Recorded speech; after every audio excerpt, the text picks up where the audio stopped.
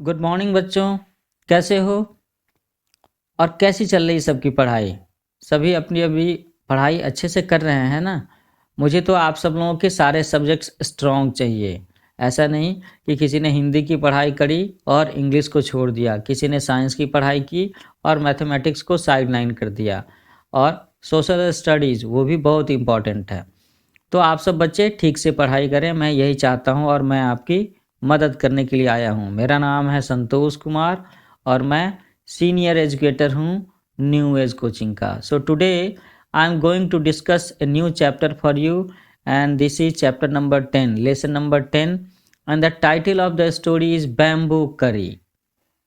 आपने सही सुना, आपके चैप्टर का नाम है बैम्बू करी। करी शब्द सुनते हो आप, जैसे कुछ बच्चों ने सुना होगा जैसे कि fish curry, chicken curry, mutton curry.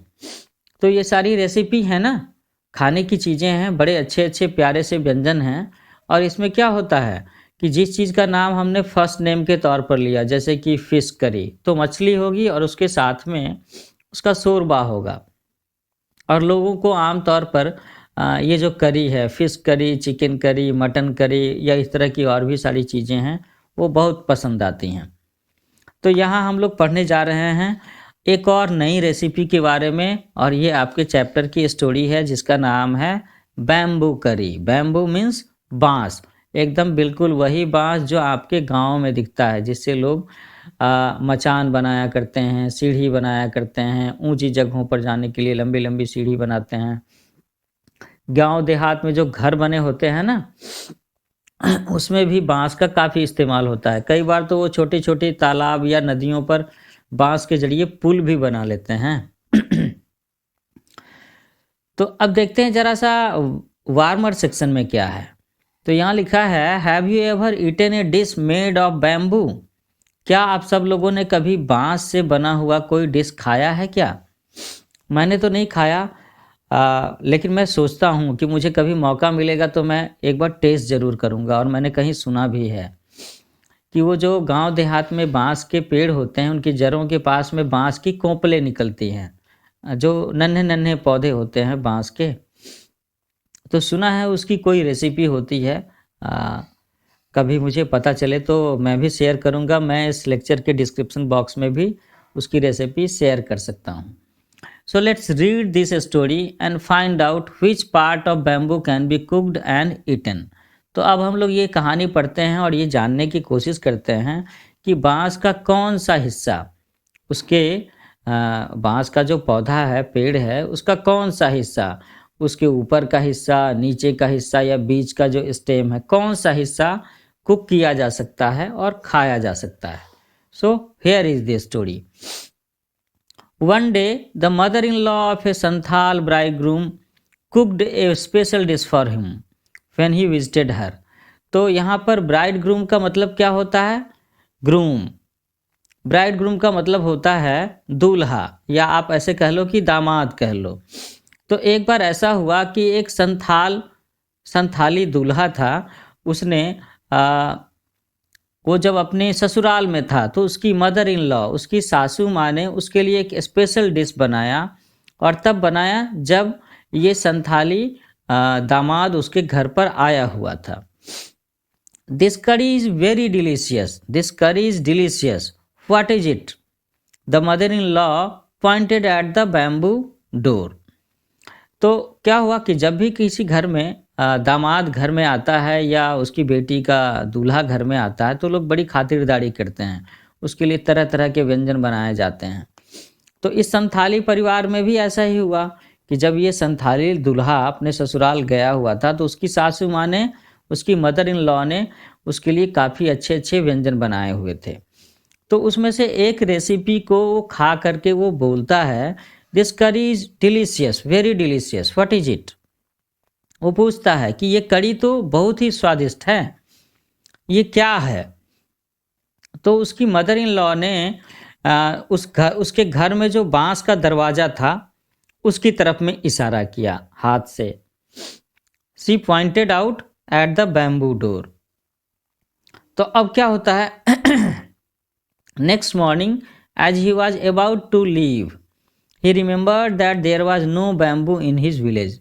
तो अगली सुबह में जब ये संथाली दूल्हा वापस अपने गांव जाने को तैयार हो रहा था और वो ससुराल के घर से निकलने वाला था, तो उसे याद आया कि अरे अरे, उसके गांव में तो कहीं भी बैम्बू है ही नहीं, बांस है ही नहीं। और उसे पिछले दिन उसे बड़ी अच्छी लगी थी वो रेसिपी जो उसकी मदर इन लॉ ने बनाया था, जो कि एक बैम्बू करी था, क्योंकि उसकी मदर इन लॉ ने इशारा करके बताया था बांस के दरवाजे की तरफ में। तो इस बात को सोच करके कि उसके गांव में तो बांस के पेड़ है ही नहीं, उस संथाली दूल्हे ने क्या किया, so he remove the bamboo door and carrying it with him left for his home. वो जाते समय उसने अपने ससुराल के उस घर से बांस का वो जो दरवाज़ा था उसे उसने खोल करके निकाल लिया और उसको ढोता हुआ वो लेकर के अपने गांव चला गया। अब लीजिए, वो अपने ससुराल से एक पूरा का पूरा बांस का दरवाज़ा ही उठा करके ले आया है। On reaching his village he told his wife make करी विद दिस बैम्बू डोर। और जैसे ही वो अपने गांव पहुंचता है, वो अपनी वाइफ से कहता है कि अब इस बैम्बू के बांस के दरवाजे से तुम मुझे कड़ी बना करके खिलाओ। अब देखें क्या होता है। She was shocked, how can I make curry out of a bamboo door. और ये उसके लिए शौक होने वाली बात ही थी, चकराने वाली बात ही थी। वो कहती है कि मैं इस बांस के दरवाजे से करी कैसे बना सकती हूँ। Come, I will help you by chopping up the bamboo, he said.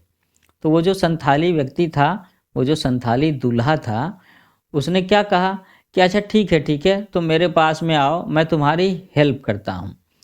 और उसने कैसे हेल्प किया, उसके पास कोई काटने का औजार रहा होगा, कोई शार्प टूल रहा होगा, तो उसने कहा कि मैं इससे तुम्हें टुकड़े टुकड़े करके देता हूँ, बांस के टुकड़े टुकड़े करके देता हूँ। So his wife boiled it and boiled it. Later when her husband tasted it he said it's too hard to eat, you don't know how to cook. तो उसकी वाइफ ने क्या किया कि उसके हस्बैंड ने जो बांस के टुकड़े काट काट करके उसे दिए थे, उसने उसे बॉयल किया और बॉयल किया। क्यों बॉयल करते हैं, ताकि वो पक जाए सही से, दांतों से चबाया जा सके, कच्चा ना रह जाए। तो भाई बांस है ना, उसे उबालना तो पड़ेगा, और बिना उबाले कैसे होगा, और बांस को उबालना आसान बात भी नहीं। तो जब उसने उबाल उबाल करके उसका रेसिपी बनाया, उसकी करी बनाने की कोशिश की उस संथाली की वाइफ ने, तो उसके बाद वो टेस्ट करके बोलती है कि ये तो बड़ा ही हार्ड है खाने के लिए। संथाली ने ऐसा कहा कि ये तो बहुत ही हार्ड है, इसे तो खाया नहीं जा सकता। और फिर वो ये भी कहता है अपनी वाइफ से कि you don't know how to cook. उसने कहा कि नहीं, तुम्हें मालूम नहीं है कि इस बांस से कड़ी कैसे बनाते हैं, कैसे पकाते हैं। तो अब क्या हुआ, अब उसकी वाइफ ने क्या किया, his wife added more water and boiled it and boiled it.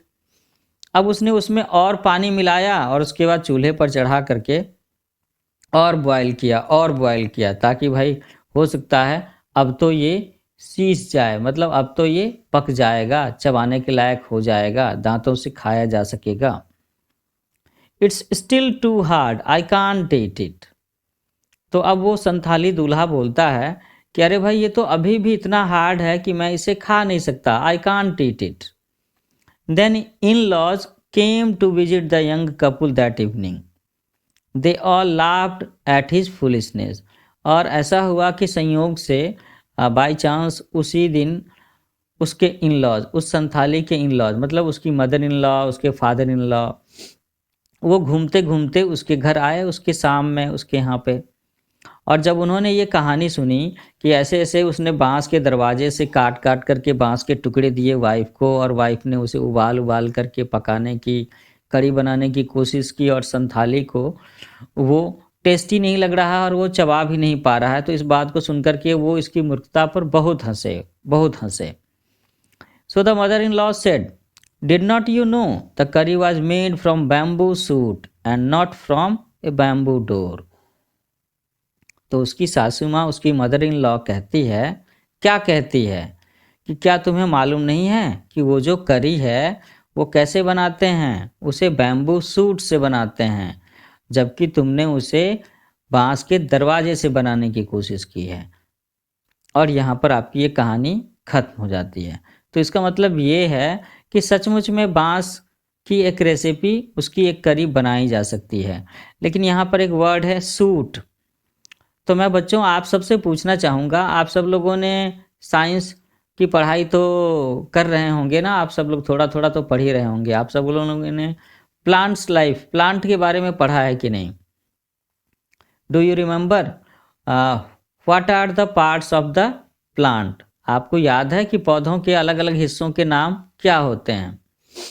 अगर हम पौधों के अलग अलग हिस्सों की बात करें तो एक जनरल क्राइटेरिया है, ब्रॉड क्राइटेरिया है उसे बांटने का, कि जो हिस्सा मिट्टी के नीचे होता है वी हम लोग उसे क्या कहते हैं?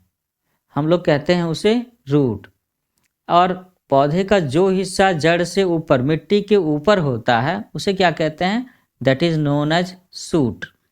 तो बिल्कुल मिट्टी को छूता हुआ जो भाग है बांस के पेड़ का, मेरे ख्याल से इस संथाली की मदर इन लॉ ने उसी हिस्से से, वही हिस्सा जो बिल्कुल जड़ के ऊपर है, मिट्टी को छूता हुआ है, उसी हिस्से से वो रेसिपी बनाई होगी, तभी उन्होंने कहा कि बैम्बू सूट।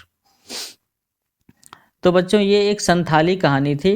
संथाल परगना ये एक क्षेत्र भी है, पहले बिहार में हुआ करता था, now it is located in Jharkhand state.